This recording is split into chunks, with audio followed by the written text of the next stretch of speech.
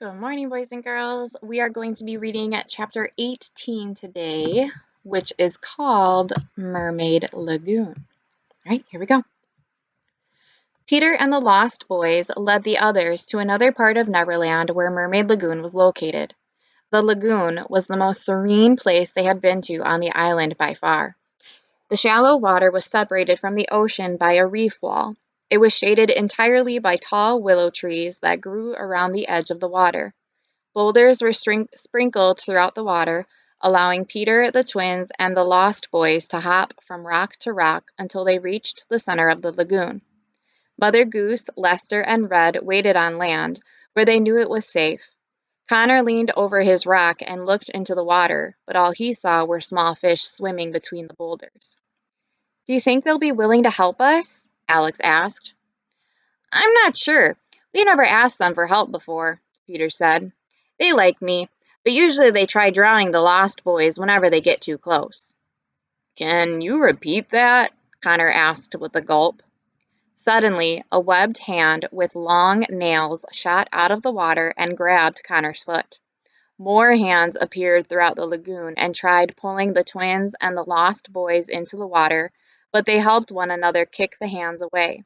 Dozens of mermaids had arrived, and they were nothing like the twins had expected. Unlike the colorful and angelic mermaids in the fairy tale world, the mermaids of Neverland were nasty and sinister-looking creatures. Their skin was slimy and so pale it practically glowed. They had red, slanted eyes and thin, flat nostrils. Instead of hair, they had long fins that stuck straight up like mohawks. They had several piercings and wore small fish bones as jewelry. "I thought the Neverland mermaids were supposed to be beautiful," Connor whispered to his sister. "Beauty is in the eye of the beholder," Alex whispered. "What are you doing in our part of the island?" the mermaid closest to Connor hissed. She wore a necklace of shells that the others did not, so he figured she must have held some authority among the other mermaids. "We don't mean any harm," Connor said. "We've come to your lagoon to ask you a favor." The mermaid blinked a couple times and flared her nostrils. She exchanged a confused look with the other mermaids, but none of them understood what he was talking about. "What's a favor?" the mermaid asked. "It's something you do for someone else when they need help," Alex said. The mermaids took a moment to process this and howled with laughter, exposing their jagged little shark-like teeth. "We don't do favors," the mermaid said, "especially with the Lost Boys." The lagoon erupted in chaos as the Lost Boys and the mermaids insulted one another. The twins couldn't let this continue any longer. It was wasting time, and the mermaids were their only hope. "Silence!" Alex yelled. "I want all the Lost Boys to go back to land, and my brother and I will talk to the mermaids alone." The boys separated from the creatures, exchanging a couple more insults and splashes as they went. "We aren't going to get anywhere with favors," Alex said to the mermaids. "So why don't we negotiate a trade?" "That depends," the mermaid said. "What is a trade?"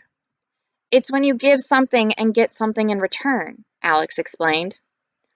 "We can't blame you for not liking the Lost Boys," Connor said. "We just got here and we can't stand them either. But if you could pick one thing that the Lost Boys did that annoys you the most, what would you choose?" The mermaids looked at one another and thought it over. They spoke to one another in high-pitched growls and clicks. Apparently they had their own language. "They take all of our fish," the mermaid hissed. "They have plenty of food to hunt on land and in the sky, but we're limited to the fish in the waters." "Wonderful," Alex said, and clapped her hands. "So if we can convince the Lost Boys to stop fishing in your waters, will you do something in return for us?" "What do you want in return?" "There's a book wrapped in a chain at the bottom of Pirate's Bay," Connor said. "We need you to retrieve it for us." Once again, the mermaids exchanged growls and clicks. Their language sounded like a mix of dolphin and bat sounds. "Yes," the mermaid said. "That is a trade we are willing to make." "Great," Alex said. "Hold that thought." The twins hopped across the boulders back to land and filled the Lost Boys in on the trade they had negotiated with the mermaids. "What? We'll never stop fishing," Peter said. Fishing is one of the Lost Boys' favorite things to do. Do you want to see Tinker Bell again or not? Connor yelled. Peter and the Lost Boys all sighed and nodded their heads. The twins returned to the mermaids with the good news. It's settled, Alex said. Enjoy your fish.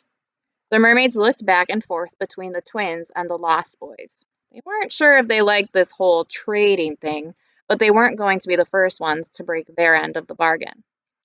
We'll meet you at Pirates Bay, the mermaid told the twins. She clicked at the other mermaids, and they dived below the waters. The twins and their friends returned to Pirates Bay as quickly as they could. The mermaids were waiting for them in the water when they arrived. Alex and Connor told them exactly where they had seen the book sink, and the mermaids went to retrieve it. They resurfaced a few moments later and handed the twins the book. Thank you so much, Alex said. We promise the Lost Boys will keep their end of the trade. Right? Right, the Lost Boys repeated unenthusiastically. The mermaid splashed them one more time and swam away. Alex unraveled the damp book from the chain and read the title to the others.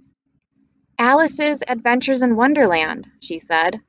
Lloyd must be going after the Queen of Hearts and her card soldiers next. The Tin Woodman mistook this as good news. The Queen of Hearts? He said with a smile. Don't get excited. She's loud and awful, Connor said, and then let out a long sigh. This trip just keeps getting better and better, doesn't it?